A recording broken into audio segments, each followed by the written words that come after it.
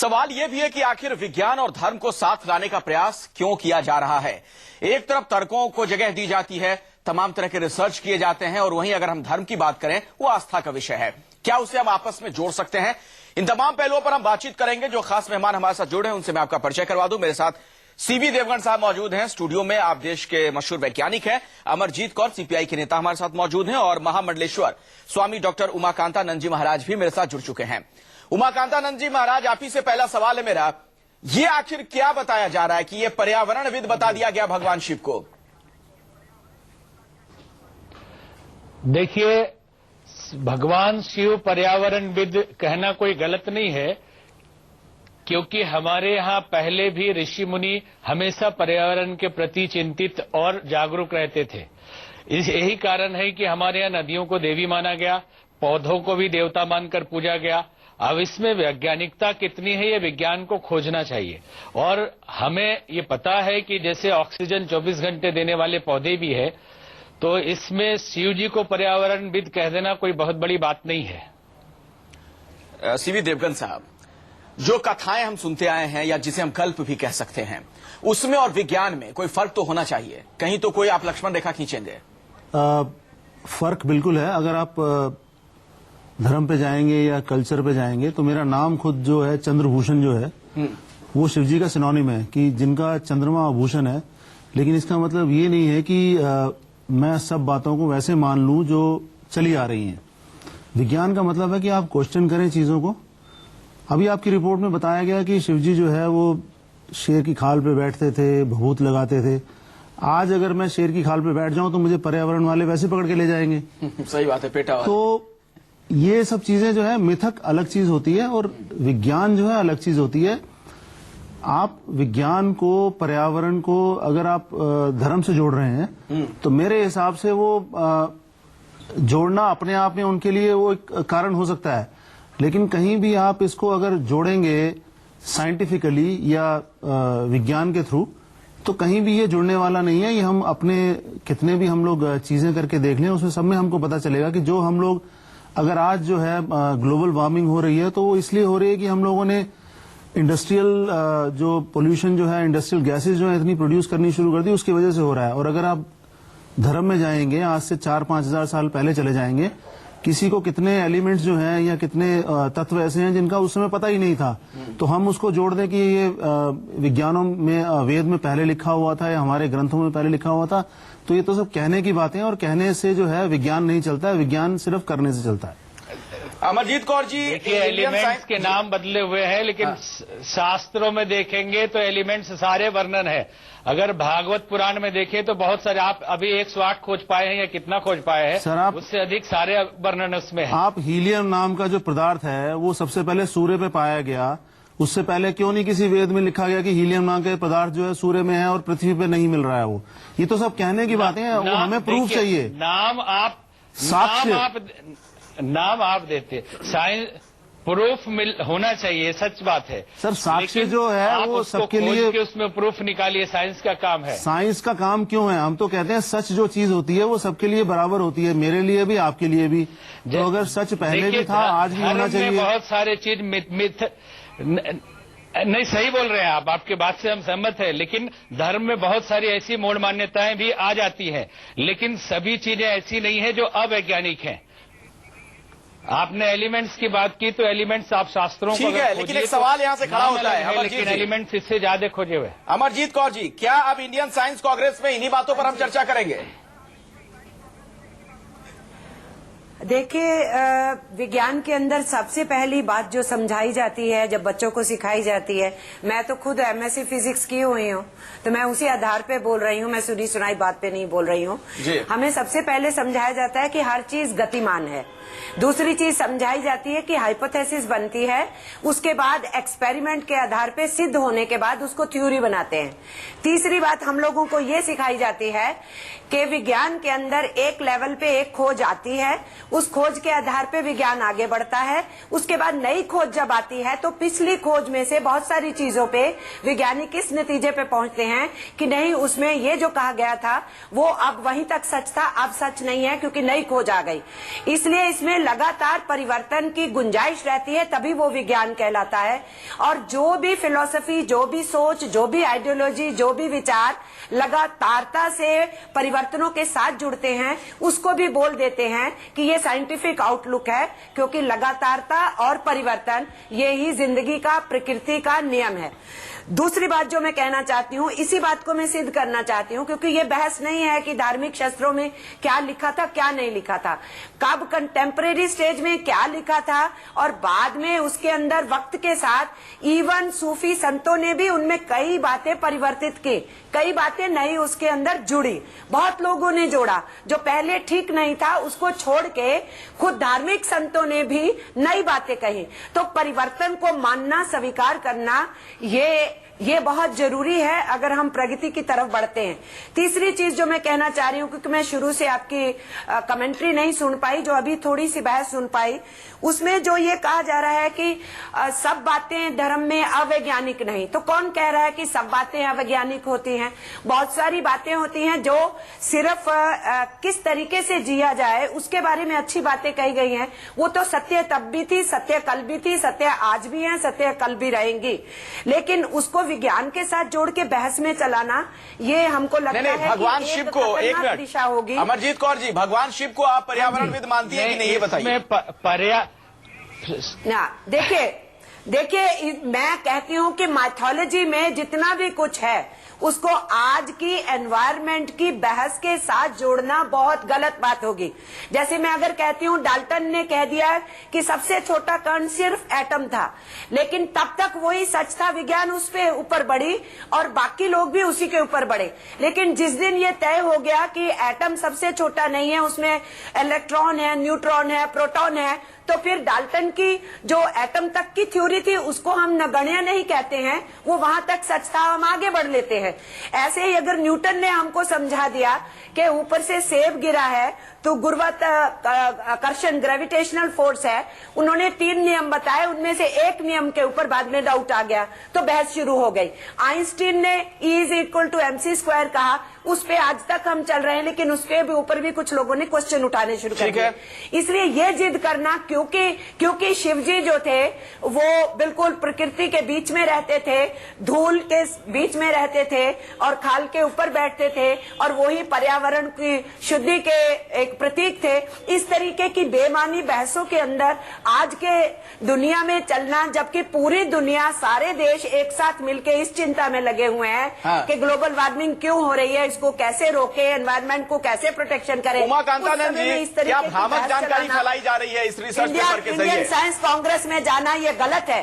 ये गलत है। इंडियन साइंस कांग्रेस में इस तरीके की, इंडियन साइंस कांग्रेस में इस तरह की बातें जाएंगी तो क्या ये गलत है? अमरजीत कौर जो बात कह रही है, उमाकांतानंद जी जवाब दीजिए।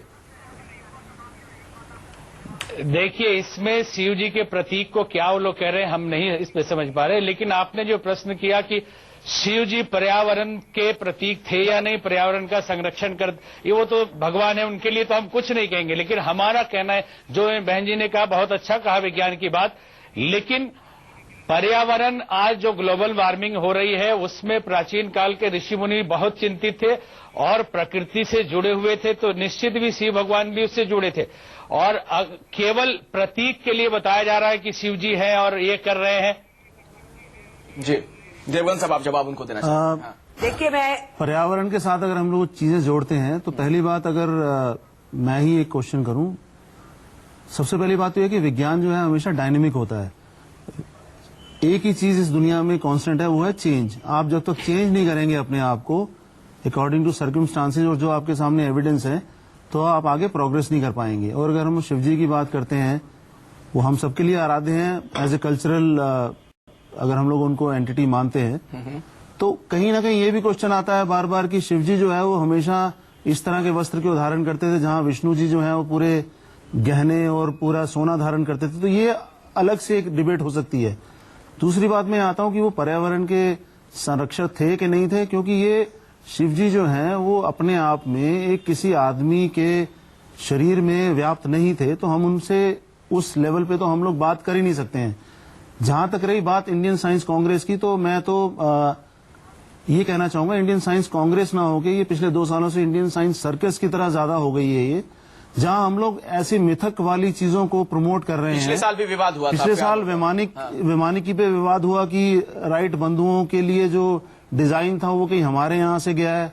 अब ये हम इस समय में अगर हम लोग बात करें 21वीं शताब्दी में, तो हम तो ये सोच सकते हैं किसी ने मेरी थ्योरी चुरा ली, लेकिन ये बात अगर आप 20वीं शताब्दी के शुरू में करें, ना तो आपस में कम्युनिकेशन होती थी ना कुछ होता था, तो हमें हमारी टेक्नोलॉजी किसी के पास कैसे चलेगी, और वो भी स्पेशली उन लोगों में जिसको हम लोग मलेच्छ या अंग्रेज बोलते हैं। तो ये अपने आप में एक सोचने का विषय है। और तो इंडियन साइंस कांग्रेस में अभी आप देखेंगे न्यूज में, कल के ही न्यूज में आया है कि एक बहुत विख्यात नोबेल प्राइज विनर है, उन्होंने भी बोला है कि वो इंडियन साइंस कांग्रेस में शिरकत नहीं करेंगे, क्योंकि उनको लगता है कि इंडियन साइंस कांग्रेस में साइंस जो है वो कम हो गई है, और बाकी चीजें जो हैं जिसको अगर मैं बहुत ब्लंटली बोलूं तो भगवाकरण होके वो चीजें आ रही हैं, तो वो चीजें अलग है, मिथक अलग है। और आप एक गंभीर आरोप लगा रहे हैं। अमरजीत कौर जी, क्या आपको भी ऐसा लगता है कि इंडियन साइंस कांग्रेस को एक तरीके से उसका भगवाकरण करने की कोशिश की जा रही है, उसका जो स्टैंडर्ड है उसको नीचे गिराने का प्रयास किया जा रहा है? ये तो सही है कि इंडियन साइंस कांग्रेस के स्टैंडर्ड को गिराने का प्रयास किया जा रहा है, लेकिन मैं इससे सहमत नहीं होंगी कि इंडियन साइंस कांग्रेस में लोग नहीं जाए। वहां जाना चाहिए, लड़ना चाहिए। वहां इंडियन साइंस कांग्रेस के अंदर जब पिछली बार डिबेट हुई तो किसी ने अगर वो पेपर रखा तो दूसरों ने उसके ऊपर ऑब्जेक्शन किया, और बाद में लगातार अखबारों के अंदर उसके ऊपर लेख आए। हिंदुस्तान की साइंस की प्रोग्रेस का पूरी दुनिया में बहुत इज्जत और सम्मान है। हमारे छोटे छोटे बच्चे भी जो इंटरनेशनल कॉम्पिटिशन्स में जा रहे हैं, बड़े रिमोट एरियाज के, वो बच्चे वहां कुछ ना कुछ नाम दर्ज करा के आ रहे हैं। ऐसी सिचुएशन में जब हमारा आदर सम्मान भी बढ़ रहा है, और जब हमें पूरी दुनिया ने बाइकआउट किया, तो भी हम साइंस और टेक्नोलॉजी में, स्पेस साइंस में, मिसाइल साइंस में, कितने सारे एरियाज के अंदर हमने एक्सेल किया, जब दुनिया के अंदर टॉप टेक्नोलॉजी वालों ने हमारा बाइकआउट किया। तो ऐसी सिचुएशन के अंदर इंडियन साइंस कांग्रेस को मजाक बना देना, उसका स्तर गिराना, उसका माइथोलॉजी के साथ तालमेल करना, ये अपने देश के लिए घातक होगा। उमाकांतानंद जी, क्या इससे इंडियन कांग्रेस का उपहास उड़ रहा है, मजाक बन रहा है? देखिए, इंडियन साइंस कांग्रेस में जो भी जा रहे हैं तो बहुत स्तर तो नहीं गिरना चाहिए उसका, लेकिन अगर मैथोलॉजी है और प्राचीन इतिहास है उस पर खोज किया जाना चाहिए, शोध किया जाना चाहिए, और प्रमाणित होता है तो उसको प्रस्तुत किया जाना चाहिए। अब सीधे सीधे इसलिए नहीं नकार दिया जाना चाहिए कि ये भारतीय संस्कृति का है या हिंदू धर्म का है, जैसे इन्होंने वैज्ञानिक महोदय ने कहा कि ये भगवाकरण किया जा रहा है। आप उस पे शोध करिए, उचित शोध है तो उसको प्रस्तुत किया जाए, और अगर उसमें उचित न हो तो उसके लिए बहस किया जाए। ऐसे सीधे न कह दिया जाए कि भगवाकरण हो रहा है। चलिए हम अगले सवाल का रुख करते हैं, उसके बाद चर्चा को आगे बढ़ाएंगे। देखते हैं इस कार्यक्रम में 5 की पंचायत में हमारा अगला सवाल क्या है। मैं कुछ कहना चाहती हूँ। आता हूं मैं आपके पास। क्या विज्ञान पर भी धर्म हावी हो रहा है? अमरजीत कौर जी, आप जो कहना चाह रही थी वो जरूर कहें, लेकिन इसके साथ ही हमारा ये सवाल भी है कि क्या विज्ञान पर धर्म हावी हो रहा है? मेरा ये कहना है कि माइथोलॉजी और विज्ञान दोनों सेपरेट रख के देखे जाने चाहिए, इसमें गालमेल करने की जरूरत नहीं है। ना वैज्ञानिकों को माइथोलॉजी के ऊपर कोई लेसन्स देने की जरूरत है, और ना ही माइथोलॉजी को मानने वालों को जबरदस्ती ये कहना चाहिए कि विज्ञान के सोच में जो लगे हुए लोग हैं वो सारे काम छोड़ करके माइथोलॉजी के ऊपर शोध करना शुरू करेंगे। बिल्कुल अलग बात है। माइथोलॉजी केवल हिंदुस्तान में नहीं है, माइथोलॉजी पूरी दुनिया में है। जैसे हमारे यहाँ बहुत से कंबाइन करके कैरेक्टर्स को एक शरीर के रूप में रखा जाता है, ये पूरी दुनिया में अगर आप देखेंगे तो माइथोलॉजी की चीजें मिलती हैं।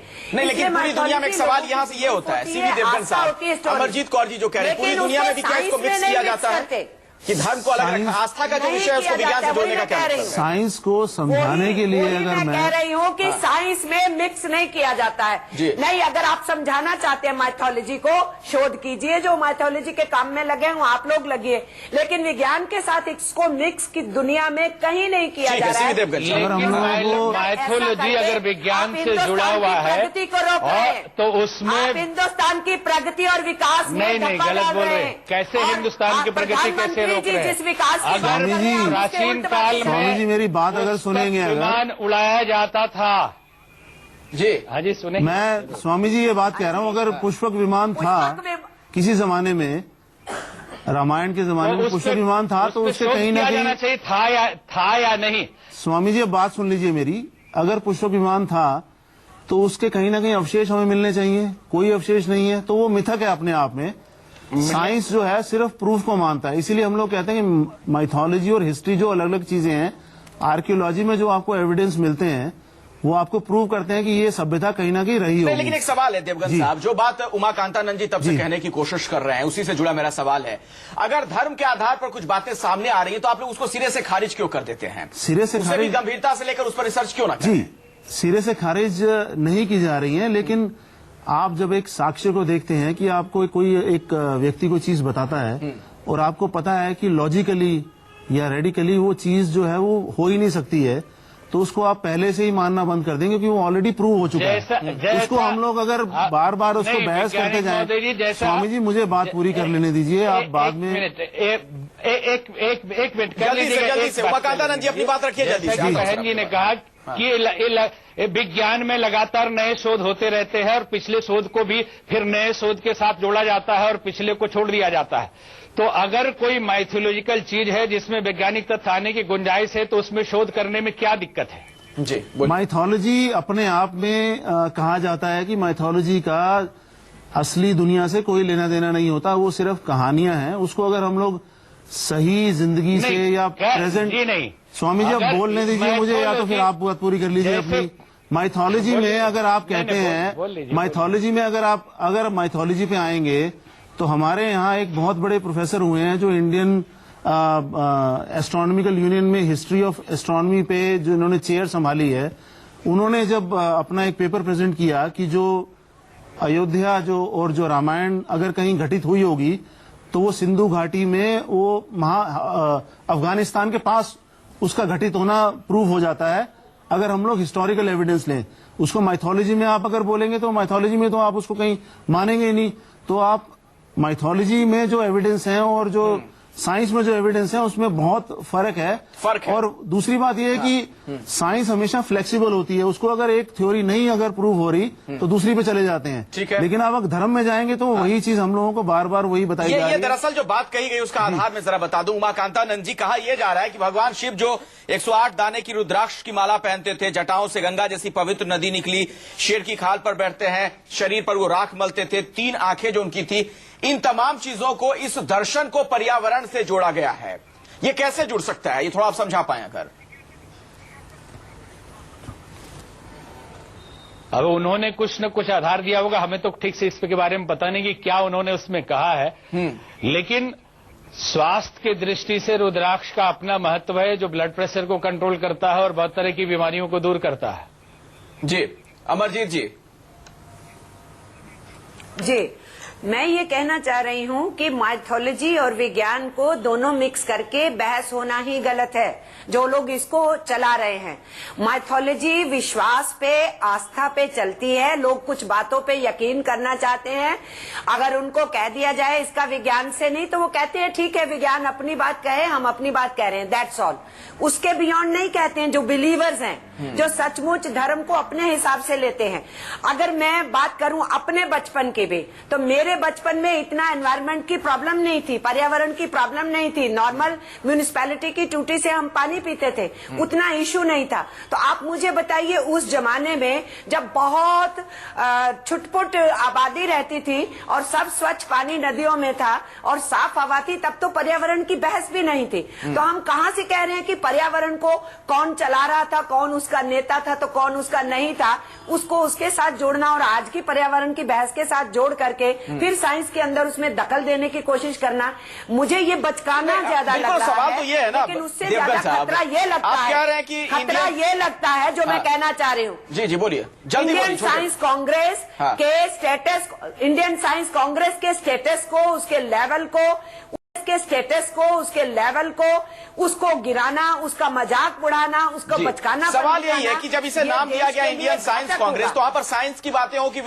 कहानियों की बातें हो, गल्प की बातें हो? जी, इंडियन साइंस कांग्रेस जिसको हम लोग बोलते हैं, वो एक प्रीमियर, एक ईयरली एक इवेंट होता है जिसमें जो भी रिसर्च आपके देश में साइंस में हुई है उसको दुनिया के सामने रखने का आपको एक मौका मिलता है। उस समय अगर आप ये बातें करें कि यह हमारे पुराने जमाने में ऐसे होता था या वैमानिकी में ऐसे होता था या पर्यावरण में ऐसे होता है, तो ये अपने आप में एक हास्यास्पद स्थिति बन जाती है हम लोगों के लिए, जहां हम लोग प्योर साइंस ना बात करते हुए हम लोग चर्चा को यहीं पे mythology रोकना की बात पड़ेगा। करते हैं। एक बड़ी